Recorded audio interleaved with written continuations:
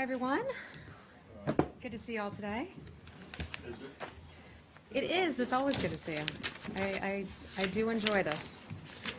Let's see how long All right. Ask me in a few weeks. How about a couple of minutes? Oh, hey now. Okay. Got a couple things I want to start out with today, and one second. You know what I don't have? I don't have our news on our top thing we're talking about. I don't know for topper. Give me just a second, everybody. Sorry about that.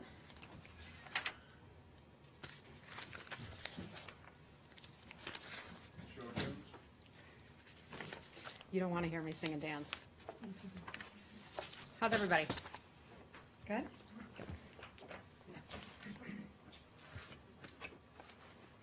Sorry about this. Can you do the second thing first? What's the second thing first? I don't know. Questions? We don't have any guests today. I've got to announce. Yeah, I mean you, but you know, you're our regulars. You're our peeps. Thank you so much. Sorry about that. Okay.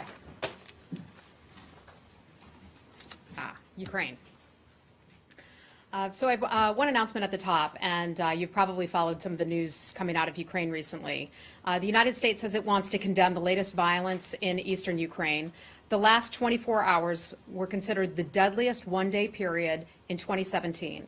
In this time period, 8 Ukrainian soldiers have now been killed, including 5 deaths in an attack which appears to have been initiated by Russian-led forces.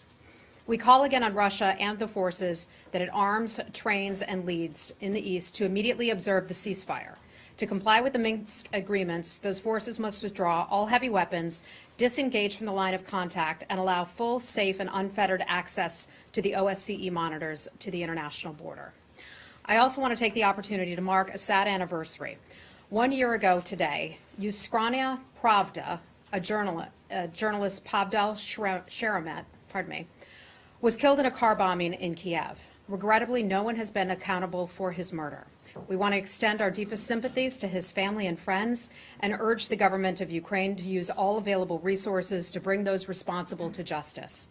The United States commends the efforts of the courageous journalists like him who expose corruption and promote a free and open exchange of ideas. We underscore the importance of protecting journalists and ensuring that the perpetrators of this murder face justice. And I'll start with your questions. I know we have a lot today. Yes. Matt, where would you like to begin? Well, let's stay with Ukraine. I Okay. find it a little interesting that you chose to top with that, given other events of the day.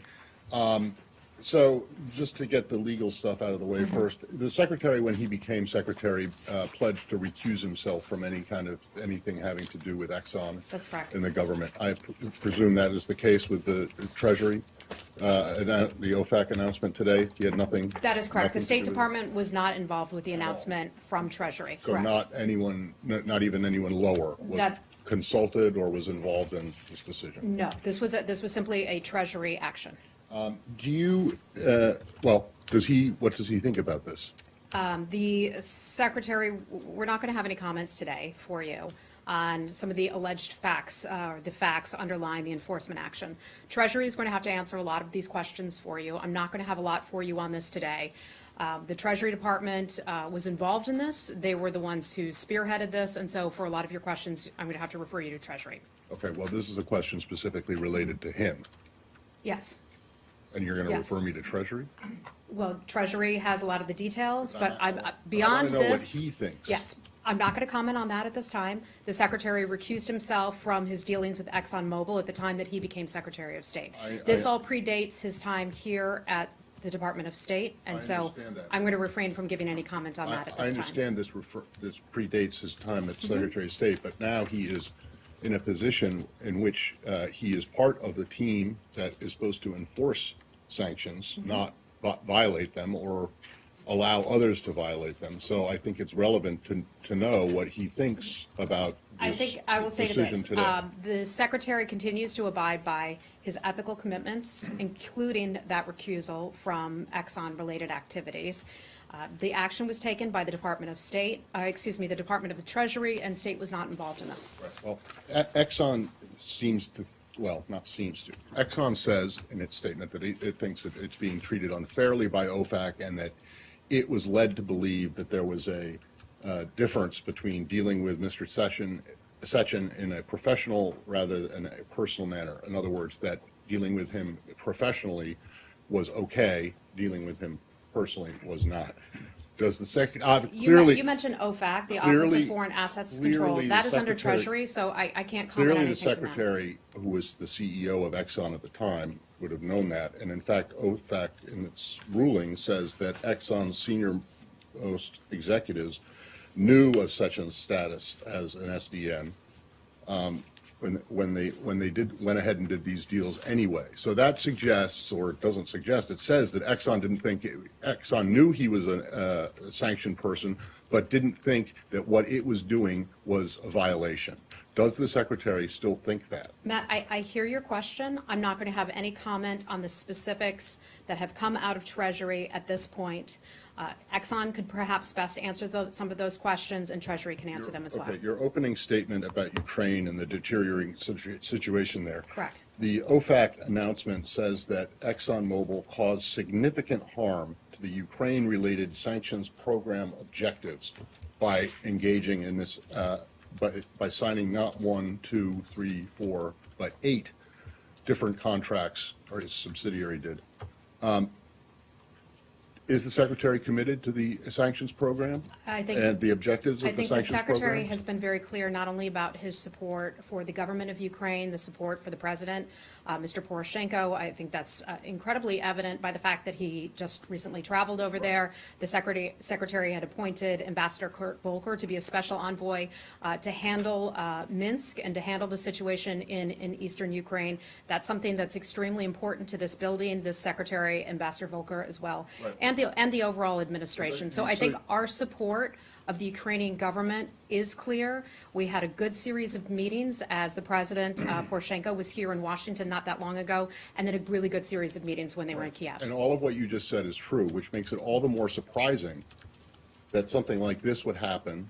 I mean, did he not support the objectives of the U.S. government when he was the Again, chairman of Exxon? I can't And speak to that. Can you assure us that he does now? I can't speak to that in particular. I can tell you additional questions. You can speak with ExxonMobil. They would best address them. The secretary has recused himself. He's living up to his ethical commitments that he agreed to when he took this position as Secretary of State. I know some of these answers may not be satisfying to you, but that's what I can give you right now. Can you tell us if the secretary believes in the objectives of the Ukraine-related sanctions programs? I know that we have remained very concerned about maintaining sanctions. That will continue. We've been clear that sanctions will continue until Russia does what Russia needs to do. Right, he said that, but Yes. I want to he said that while he was in Ukraine. We It was have- a very powerful statement, we which have is no why cha- something like this We is have no all the change more in we have no surprising. change in policy. So you can assure us that he remains committed to the objectives of the sanctions program. Pertaining to Ukraine, Ukraine. yes, that is correct. Okay. That is correct. Okay, hold on. Let's continue on this issue. If anybody has any questions, then we'll move on to something else. Carol? Well, I'm sorry. About this, just for the record, will he come down and talk about this to us himself? Well, I'm here to speak on his behalf, on behalf of the building. There's not a whole lot that we can say about this right now. Again, you can talk to Treasury or to Exxon about this. Okay. In his Hi. confirmation hearing, under questioning, he was asked what he would do in situations where, I believe it was referring to an Iran deal that had been signed between an Exxon subsidiary. But he was asked what he would do in a situation like that as Secretary of State, and he said, I would certainly be open to having the folks at the State Department contact companies and inquire as to whether they're aware of the actions that they're taking in the State Department's view. So has Secretary of State been in touch with Exxon to caution them about their The Secretary actions? has been, not to my knowledge, I can tell you this, that he has been extremely clear in his recusal of anything having to do with Exxon. When this information came to us here at the State Department, it did not come to the Secretary himself. It came to the Deputy Secretary, John Sullivan. The Secretary has taken this very seriously, that Exxon-related activities are not something that he is involved with here as Secretary of State. So is the deputy secretary involved in some way? Is he communicating He- with Exxon, or does he plan to? I don't know if he's communicating with Exxon. I just know that we were informed of that decision. I believe it came from the Treasury Department. Was the Okay. secretary aware that this guy was on the sanctions list and that he was signing it? Carol, I can't answer that question for you right now. Regarding the Okay. violence, Hi. is there, are there any new proposals before the, I guess, the State Department and the White House to provide more lethal aid to Ukraine?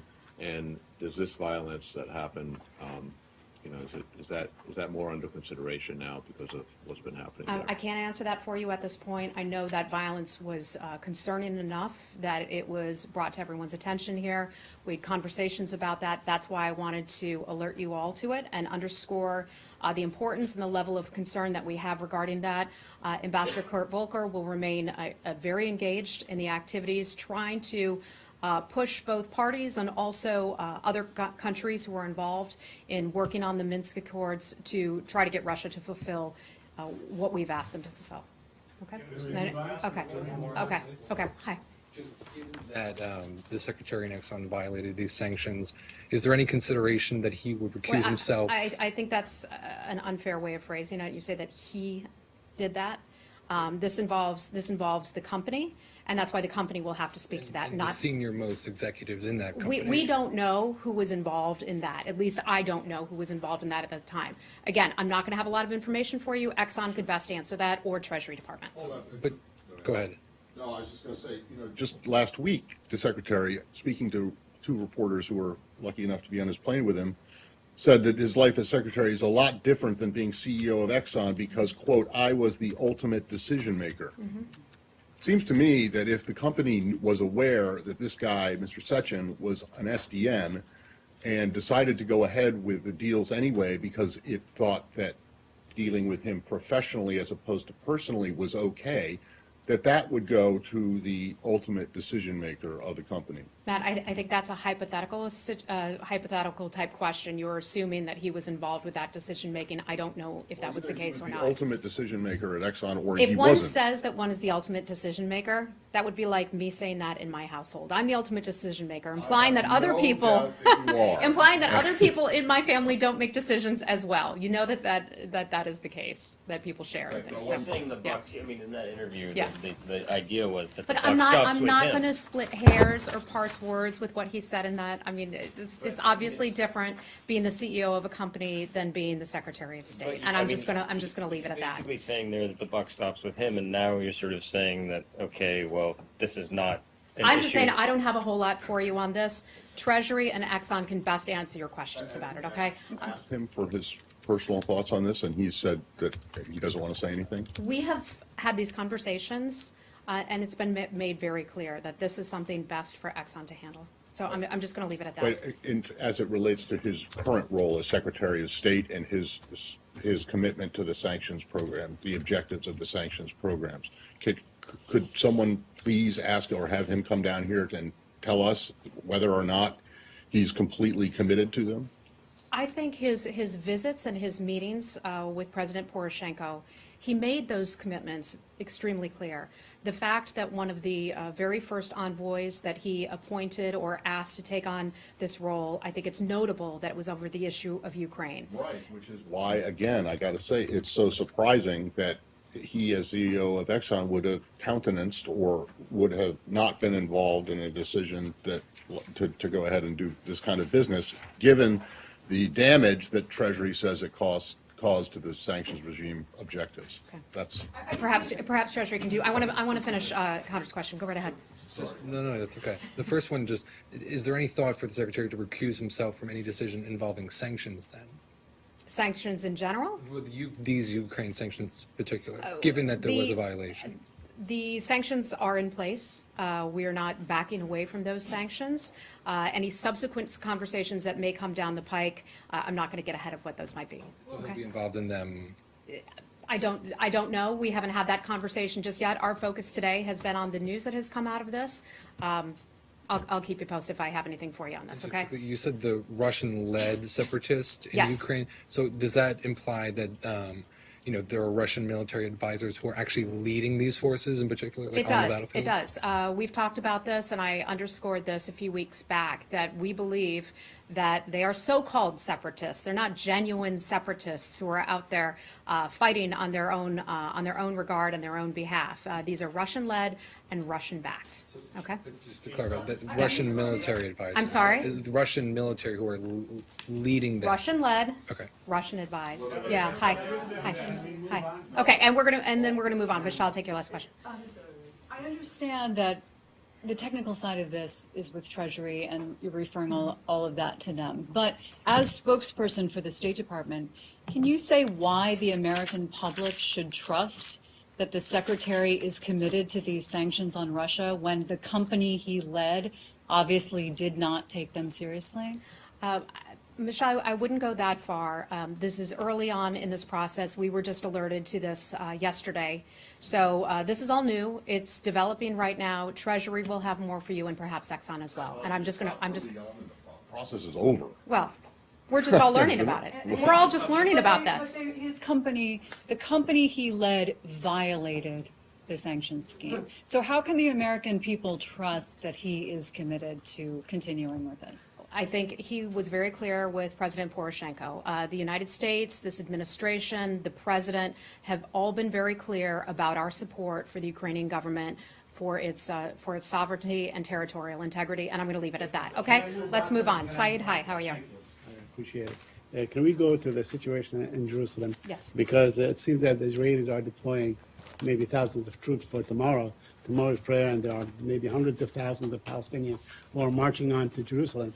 Because despite your best effort, it seems that the Israelis are sticking to their decision to have these metal detectors and so on. Do you have any comment on that? Are you in conversation with the Israeli government on this issue? First, let me say, we all know that this is an extremely sensitive matter. This is something we are watching very closely here. So I'm going to be very cautious and careful in my words because we don't want to do anything that would potentially escalate tensions. We support the status quo, and we welcome all sides continuing their commitment to maintaining the status quo. On this matter, I'm not going to have a lot for you. We have been clear about our encouragement of all sides to take measures to not escalate the situation there.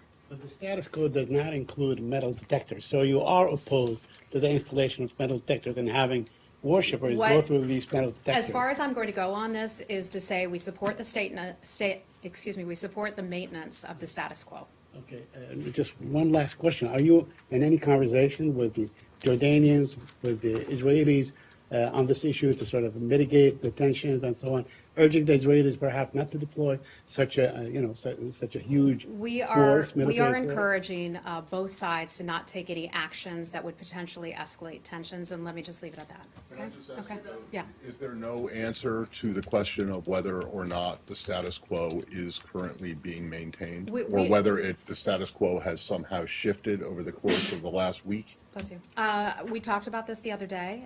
The status quo You didn't is. answer it then. No. Look, this is a tense situation. We recognize that, and we don't want to do anything that would potentially escalate tensions. Right, but one way We to- continue to speak with the governments in the region to try to encourage a peace process. That peace process is supported by this State Department, also Mr. Greenblatt, Mr. Kushner, and we just encourage both sides to maintain the status quo. I get that, but one of the ways to keep tensions from rising is to call out one side or the other if and when they do something that changes the status quo that you want to preserve so badly. So the question is, does the introduction of these metal detectors for Muslim worshipers change the status quo in some way? Would you like to see the Israelis remove them or unplug them or something? We would Or- like to see, and let me just be clear in this once again, we would like to see both parties take measures to not escalate the situation there. And I'm just going to leave it at that. So you can't give any example of what measure that might be? I'm going to leave it at that. Okay? Thanks. Hey, Barbara. How are you? Can I go to Syria? Certainly. So, just a question about the decision to drop support for the rebels. why is that decision being made now, given that there's no political settlement or the political process is continuing? Because that seems the U.S. is giving up So- at least a tiny bit of Hold on. The leverage that premise it of might your have had. question is in the affirmative, as though that is being done. Okay, I get what you're trying to do here. Okay, let me just say this is an intelligence matter. I'd have to refer you to the Intelligence Committee on that. I don't have any information on I think one of the stories that you're asking me about. You can't say anything about it. It's an intelligence matter. But given that the secretary has said it again during his trip that the asset has to go, would he support something like this?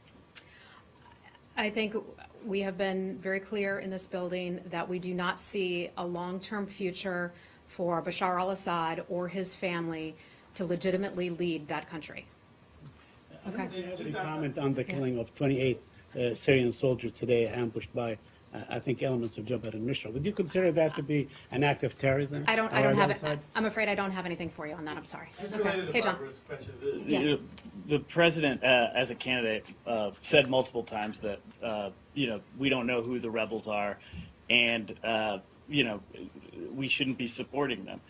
So is what she's referring to, is that reflective of his position and him following through on his promises on the campaign trail? I think what you'd have to do is speak to the White House on that. I think they have a briefing going on right about now. Okay, but in terms of a future in U.S. policy towards Syria, is supplying arms to the rebels part of that solution that the State Department? Let's not forget why the United States is in Syria. The United States is in Syria to defeat ISIS, and we remain committed to that. We do not think, separate from that, we do not think that Bashar al-Assad has a long-term future in that country. Okay? Okay, anything else on Syria? Okay. Hi. Can you just clarify then which of these moderate rebel groups the U.S. continues to support, if you're saying that you can't confirm the CIA story? Well, of course I can't confirm an intelligence matter story, okay? Course, So perhaps... Can you confirm to them, those fighters on the ground that the U.S. has been working with, that which ones you are still behind? I think this would, I mean, it's no secret that we support, the United States government does, and back, along with the coalition, the Syrian Democratic Forces. Beyond that, I'm going to have to refer you to the Department of Defense. They can best answer the questions about which various groups they might be working with. And just to follow up on the ceasefire in southwest Syria, there are reports that there are Russian forces on the ground there now. Can you confirm that there are Russian sources? I have not seen that report. Without having seen that report, I don't want to comment on it, okay? And so there's no one actually monitoring it yet? You have no updates? I cannot say that no one is monitoring it. We have lots of sources that can keep an eye on situations, and I'm just going to leave it at that. Do you know on the ceasefire whether or not the secretary or deputy any people have talked to the Israelis since Sunday? Maybe it was. Well, I know the secretary spoke with Prime Minister Benjamin Netanyahu on Sunday. Since then, I'm not aware if he's had any calls with him at this point. Since that, okay. Hold on. Are we done with Syria? Okay. Hi, Jen. Yeah, thanks. Hold on. I'll come back to you. Thank you, Heather. On the list You said North Korea, right? Yes. Yes. Yesterday, State Department released on the list of the terrorism countries. Why did the U.S. exclude North Korea from sponsor of terrorism? The question is, why is North Korea not on the state sponsor of terror? And thank you to any of you who joined our call yesterday on that matter. So, as I understand it, as a matter of law, for any country to be designated as a state sponsor of terror, the Secretary of State has to determine that the government of that country has repeatedly provided support for acts of international terrorism. The designations are made after a careful review of all available evidence to determine if a country meets the statutory criteria for that designation. So that was the assessment. Heather, do you know that the Kim Jong-un killed his brother? Is not this terrorism?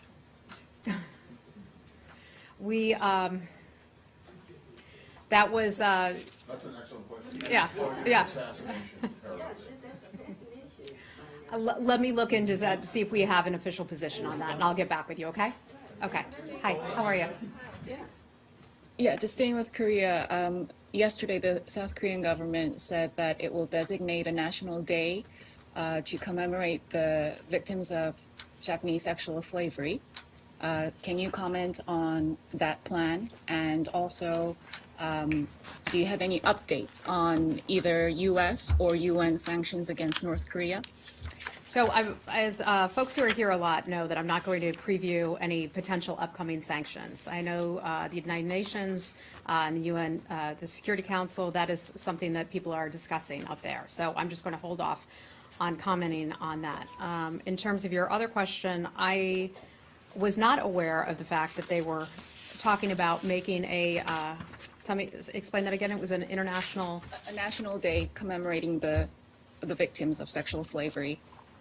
And that is something that we, by and large, condemn. We've talked, I mean, we very clearly condemn that, and we've talked about that matter before. It's an area of major concern of ours, and I'll leave it at that. I know it's a very sensitive issue for the matter. Okay. Follow up again, North Korea. Do you have any information on North Korea preparing to another ICBM test? So I've seen that report, and I'm just not going to comment on that at this time, okay? That's an intelligence matter, and an area of concern would be an intelligence leak. We have to know that. Well, hold on a second. There are people who work for the government who take an oath to uphold the Constitution of the United States. When that is done, I did it myself, you stand in front of an American flag, you put your hand up, and you take that oath to protect the Constitution. Leaking classified intelligence information harms our national security and harms our Constitution. Let me leave that at that. Okay. Okay. Yeah. What about authorized leaks of classified information? There are times when this administration, previous administrations, have authorized officials to give information that otherwise would be classified. Matt, I'm not familiar with the release of an authorized release of intelligence information at this point that's classified. You're not? Okay. Ever? I'm not aware of anything. Okay. Thanks. Okay. Okay. Go right ahead. We'll stay in Asia. So on the U.S. Japan-Korea trilateral policy planning dialogue yesterday, can you give us any readout? And also, was the proposal for North-South Korea talks discussed then? And what was the second part of the question? Was the proposal for inter-Korean talks discussed as a part of that trilateral? So we don't have a fulsome readout of that meeting, but I know that Brian Hook, our head of policy planning, was in that meeting, that trilateral meeting that took place here yesterday. The issue of North Korea certainly did come up, concerns about all working together to work to the eventual goal of denuclearizing the Korean Peninsula, and that was one of the topics of conversation, along with South China Sea and other matters. Okay? Okay. Go ahead. Go ahead, sir. So when we asked about the South and North Korean talks on Tuesday, we were referred to talk to the South Korean government. And now it's arguable that the talks are even going to happen, but I'm just wondering why the reluctance to comment. Well, we would never comment on another country's correspondence or meetings. If South Korea and North Korea want to sit down and meet, they will work out those meeting arrangements together. We wouldn't be involved in that process. Therefore, it wouldn't be appropriate for the State Department to speak about meetings that could potentially happen between two nations. Does that consider that a domestic issue then? We don't, by and large, comment on conversations that take place between two separate nations. You could ask me about lots of regions of the world, and I would give you that very same answer. Okay? Okay. Hi, Martin, how are you? Nice to see you. Are you at all watching the recent developments in Poland around or surrounding judiciary? And if so, what is your comment? Give me just a second here. We have followed that issue very closely about what's happening with the parliament there. And let me try to find my information here today. Give me just a second.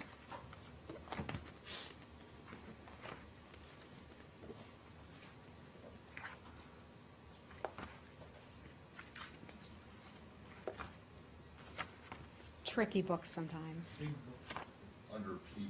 No, it's not under P. Not every country has its own tab, which I'm sure will cause a lot of questions. Pardon me? Don't blame me for that. I'm not going to blame you for it whatsoever. Somebody help me find this. And where is EUR1?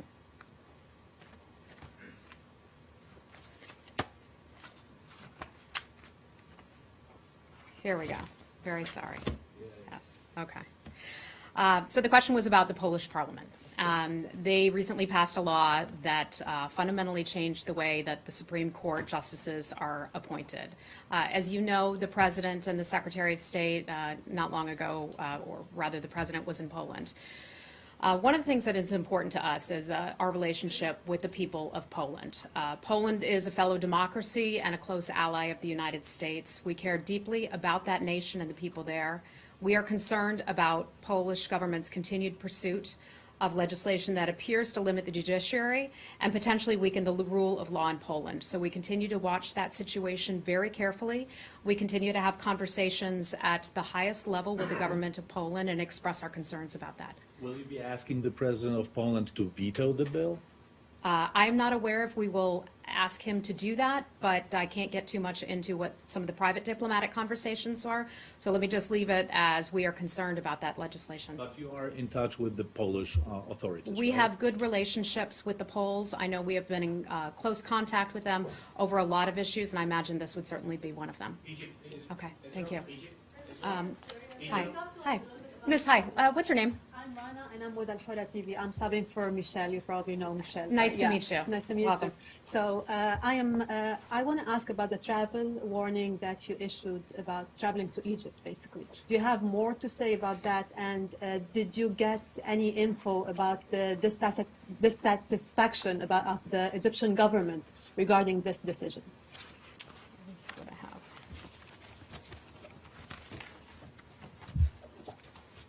No, let me get back to you on that, okay? Not now? Not now, I'm sorry. Let me get back to you. Okay. There is more in Egypt. Did you get any calls from the Egyptian government today regarding this decision? Because that's what the government is saying, that they contacted the State Department. I see. Not that I'm aware of. I can look into that and get back to you. Okay.